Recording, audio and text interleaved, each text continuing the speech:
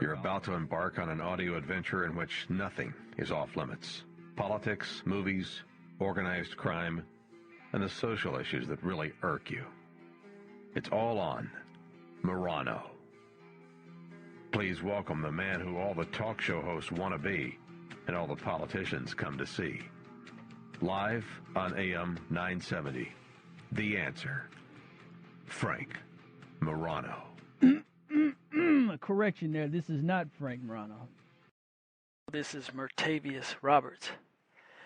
And listen, I know what everybody's thinking. They're saying, man, who let Mert on the radio by himself? Because you guys are used to me going, it's usually three on one or 4 on 1. You got John, Frank, and JP all ganging up on me, and sometimes even Brian Zagan gang up on me. But you guys are used to it being 3, 4 on 1. But today, it's Mert. I'm here all by myself. I got access to the airwaves. Frank is getting married. Congratulations to him. But hey, nobody made him do that. That's his grave he's digging. I told him, stay single for as long as you want to. You're about to become a big-time star. You're just getting your foot in the door on the radio. The women are about to start coming out of nowhere. Maybe you should have waited till because he's about to become a big-time star. Hopefully he can remain faithful to his wife, but you know how weak us men are. You women out there, women are angels. Women are angels. That's why sometimes I look at some of these women getting married. I'm just like, why would you do that to yourself? You know these men are dogs. But he created that mess. He has to deal with it. But that left an opportunity for Mert to come in and do his thing. Once again, this is Mertavius Roberts. You can hear me on the Cats Roundtable on Sundays, doing battle with John, Cats Matitas, and the rest of the crew. But today, let's get right into it. Let's talk about Afghanistan. Well, let me just say this. Let me just be completely honest. I don't know what the hell is going on in Afghanistan. I don't know what's going on over there. I remember a couple months ago they were talking about pulling the troops out, and now we're pulling the troops out, and all of a sudden it's a big problem. I don't know what the hell is going on in Afghanistan. And I have to say that out loud because I hear everybody on the air talking about it all day because I listen to talk radio all day. You don't understand.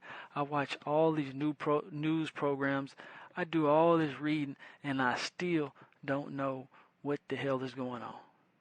Because I read one thing, and then I hear somebody say something else.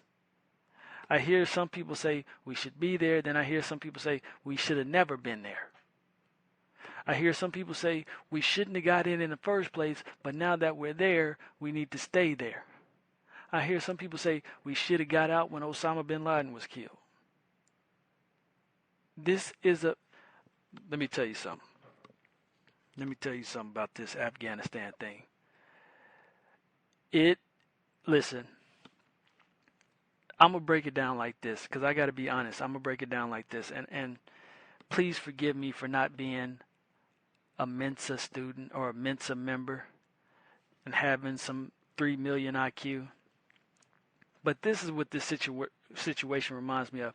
We've had Trump in office for 4 years. You know how easy Trump made it to go on the radio and just talk? Because he would comment on the simplest stuff. I like simple. I don't want things to be complicated. If I wanted to teach complicated stuff, I would have went to school to be a history teacher. History was one of my least favorite classes because I had to learn about stuff I didn't care about. But Trump was the perfect president for a talk radio host. You know why? Because he would talk about stuff that you didn't have to have some PhD in social science, and you didn't have to have a PhD in political science.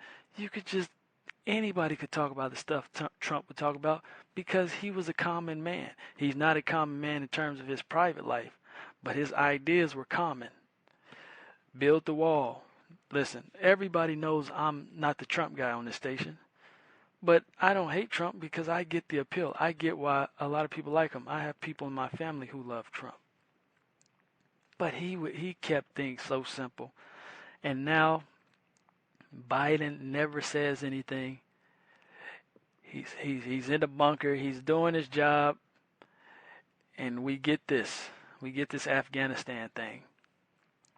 And all of a sudden, now I have to scramble because I've been thinking about election fraud. I've been thinking about Mike Lindell's symposium. I've been thinking about Kamala Harris, and they've been talking about Joe Biden having dementia. I've been thinking about everything else, and now all of a sudden I have to be an expert on Afghanistan. Well, I'm sorry, people. I can't do the impossible. I can't be everywhere at once. And a lot of you may be saying, well, Mertavius, you had time to prepare. Why didn't you prepare before you came on air? I was never good at taking a test or studying for a test the day before. That's the reason I got a lot of C's in history class. Every other class I didn't have to study because it was either or. But history, I mean, come on. This is just crazy. But let's dive into it from my perspective. You know what I can latch on to, though? You know what I can wrap my head around? Well, you got a big head, so you really got to do. Stop with the jokes. I know, because I can hear my brother making that joke right now. Well, you got a big head, so it must take a lot to wrap. I can hear him making that joke right now. Stop it. But what I can wrap my mind around is the treatment of the women and children that is supposed to be taking place now that the Taliban has taken back over in Afghanistan. That's where it stops for me. That's where it stops. That's where it stops. And I'm going to be honest, that's where it stops for me. I don't care if they were just taking over Afghanistan and it was a question of who's going to be in control and who's not, I could care less. But when they start talking about women who paint their fingernails having their fingertips chopped off because that's against Sharia law, now I have a problem. When they talk about women must or not being allowed to travel without a male, or women not being allowed to go to school, then I have a problem. You know why I have a problem? Because women have done so much for me in my life. So much. That I think it's the United States' duty to protect women everywhere. Because when you protect women, it makes the women at home here in this country feel appreciated. And I'm not saying that's why you do it. I'm saying we have a duty to women in America to protect women elsewhere. And let me tell you why. Especially a place like Afghanistan. We've been in Afghanistan since I was 8 years old. We've been over there that long. The women over there have been thriving. Let me correct myself because I don't know if that's true or not. But apparently they haven't been getting beheaded and whipped and beaten and all that stuff just for being women and wanting to learn and read a book. So apparently something's been going right for women.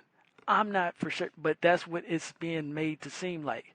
And people are saying now that the Taliban are coming back, that's all going out the window. Well, if that's the case, and I don't want to be the ultimate juror on this. But if that's the case, and the fact that the United States is pulling out, it's going to lead to these women no longer having protection from the Taliban, who wants to impose the strictest, most harshest religious rules on these women. And I think we got to stay. I think either we have to stay over there, or, and this is what a lot of you on this station will definitely not agree with, we got to let them come over here.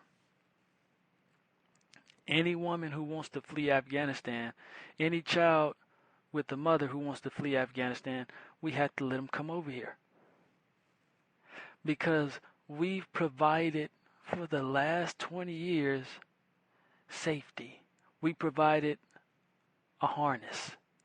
We provided a safe haven. We provided protection. We kept that rabid dog away. And now that we left, now that we opened up the gates and let the wild animals out, they're going to do what they want to do. They're going to tear stuff up. They're going to impose their rules, and they're going to come back. It's not going to look as harsh at first, but slowly over time, they're going to get their payback for the countless years of them not being able to impose their way of thinking. Because you got to remember, when you're dealing with religious mindsets, you're not dealing with people who can be bought off and paid off. And no. Individually, you might can pay off a few of them, but when you get to the bottom of it, these religious movements are tough to kill. They're tough to put out because religion does not have a rhyme or reason for why it operates the way it does. It just is. It just is. You don't question Allah. You don't question God in these cults in the United States. You don't question it. And if you question it, you may be put to death. If you question it, you might be a heretic. We see it throughout history. So what I'm sensing, and this is what, and I'm just letting everybody know, I'm not no expert on Afghanistan, but that ain't gonna stop me from talking about it because, quite frankly, I've been hearing a lot of people speak about it, and either you're reading your notes that you just taken 5 minutes before and you really don't understand what you're reading, but you're just reading something back to me, or you've been in the military, you've been over there, and you're explaining it in a way that the common person we can't latch on to it. So I need somebody who's been over there and deal with all these and know all the names and faces. You can come on with me and explain it. But any radio host who hasn't been in the military, who's just been sitting over here and for the last 4 years been talking about Trump and talking about Biden and all that, do not get on these airways and lie to the people. You're lying to the people when you say you know all about what's going on in Afghanistan. You know the very basics. You're just like me. You're just like me. Except I'm not going to lie. I'm going to tell the truth. But we got to take a quick commercial break. But when we come back, we're going to talk a little bit more about this and where I think this is heading. And we're going to talk about Cuomo. And we're going to talk about a few other things because I'm going to do things a little bit differently while I have the reins, while I have control. You see, they shouldn't have gave me control because I'm going to do things Mert's way. I'm going to do it Mertavius's way, to say my full name. You know, people like to get my full name. It's Mertavius. So we're going to do things my way today.